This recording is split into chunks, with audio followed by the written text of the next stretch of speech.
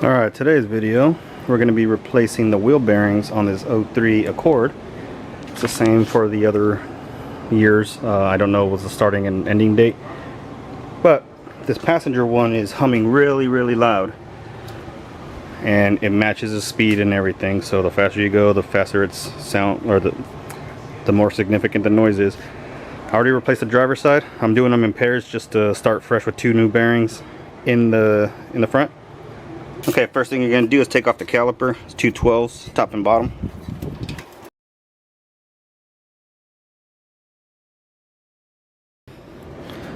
Up right here at this hose, there's a 12mm for the bracket that holds it together. We're going to take that off also.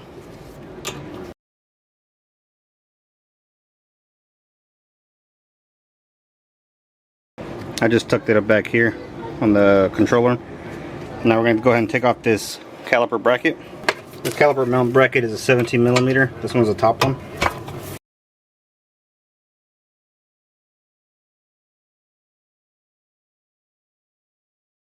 Now this hole, we could take off the pads, or we could just leave them as is.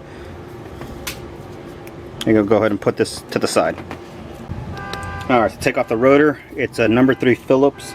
There's two screws right here.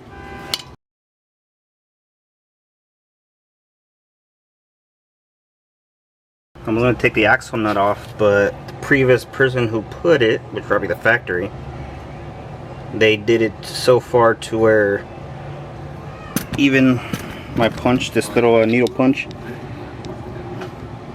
it can get in there, but there's no way I'm going to be spreading that thing, that tab out. So even though I don't want to do this, I'm going to just use my impact. And if you don't have an impact, you could just use a big breaker bar ratchet, and you're gonna unscrew it. It's gonna spread out it's gonna spread itself out, but it's gonna be tighter than if you were able to untab it and loosen it up.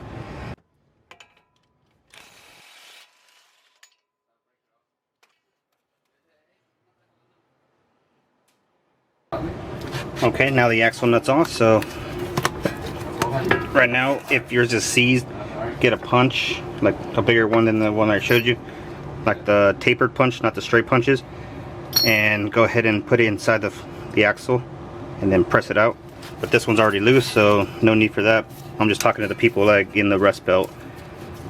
But anyway, once you get it loose, now we just take off the upper ball joint, the tie rod, and the lower ball joint. Okay, to take off this upper ball joint, we're gonna remove this cotter pin, and the nut is a 17mm.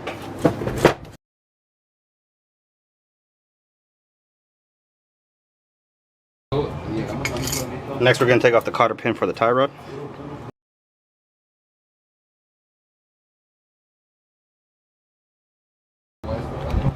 Last, we're going to take off the cotter pin to the lower ball joint nut.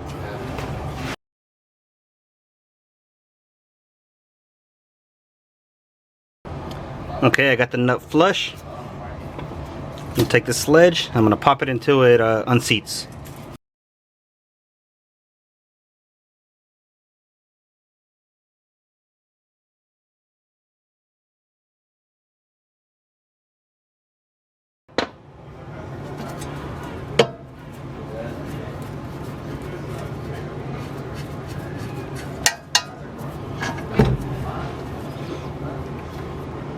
And now this whole assembly comes off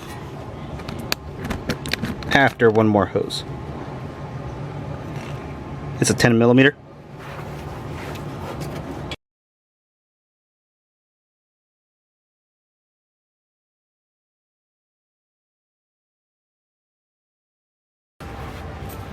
And I just gotta take off the last bolt.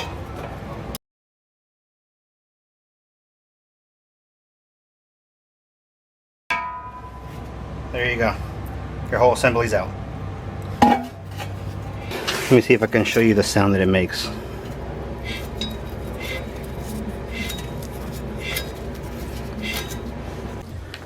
Alright, so next day, we're going to go ahead and press out the hub. I got these pieces of wood on the side because yesterday when I was trying to take it off with just the plates, I spent 30 minutes or so trying to set them up so they don't slip off. Kept slipping off, so I got some wood plates to hold everything steady, and now we're gonna go ahead and press the hub out.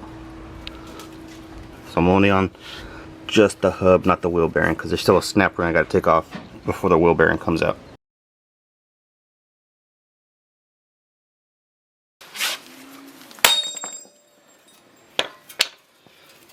Okay, I got the hub off, and the wheel bearing has a snap ring right here in the front. We're going to take that off and press the bearing out.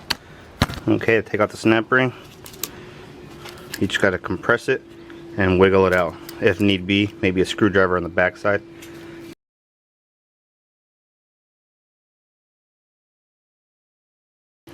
This one came out pretty easy.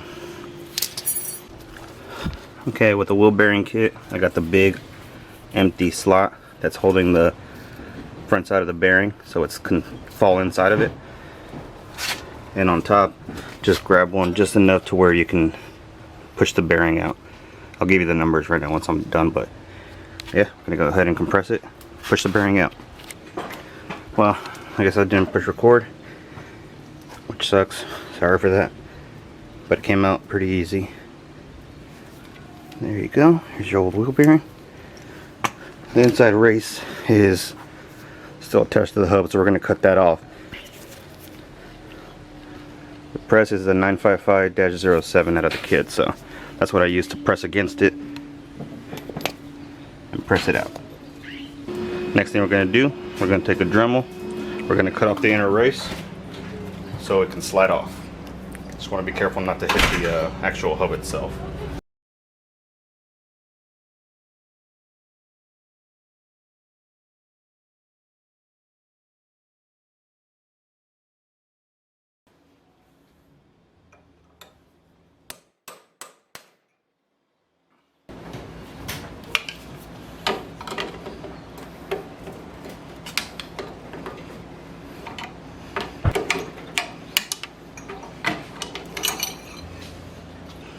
And there you go.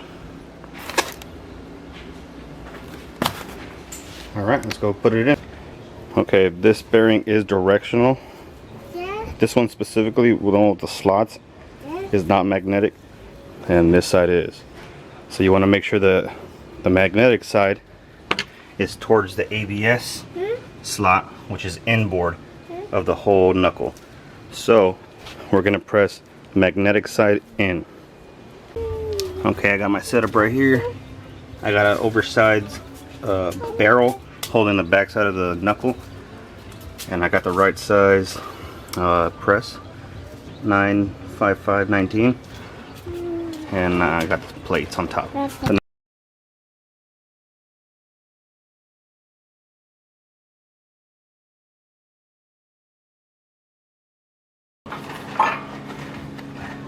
It's fully seated.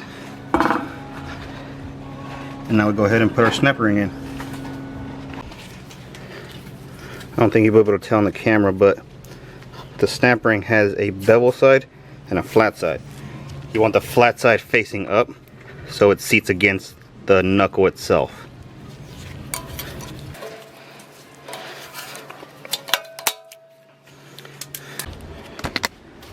Okay, now I got the hub on this plate, and on top I got the correct size for the inner race.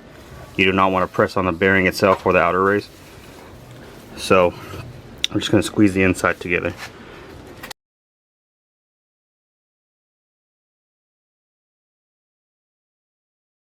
Alright, good to go. Now we can go start assembling everything. And the wheel bearing feels smooth, no noise. Now we got to assemble everything back on the car. Okay, we're going to go ahead and install the knuckle.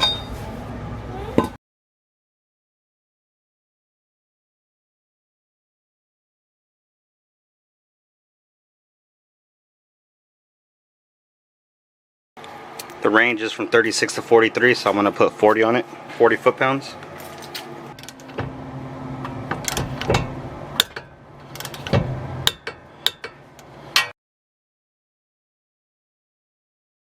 Upper ball joint.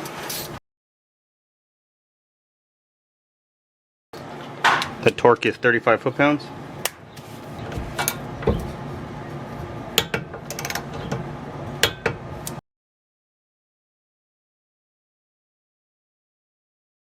The bottom ball joint is 58 to 65.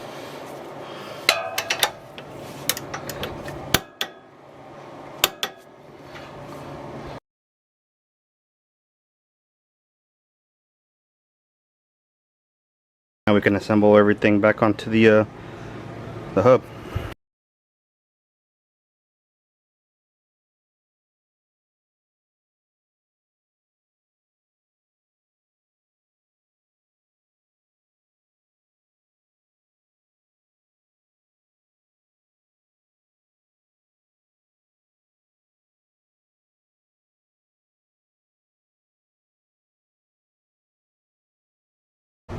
The last thing to do is torque the axle nut to 134 foot-pounds.